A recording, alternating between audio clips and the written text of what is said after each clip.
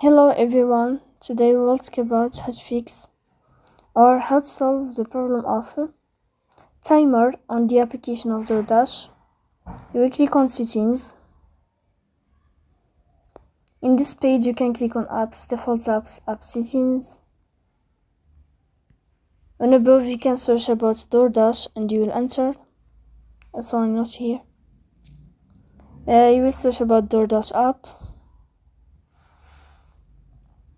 Then you can click on first stop and you can click OK.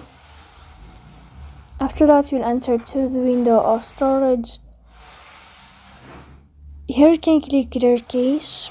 Don't click clear data because that can cause the errors that can delete your account.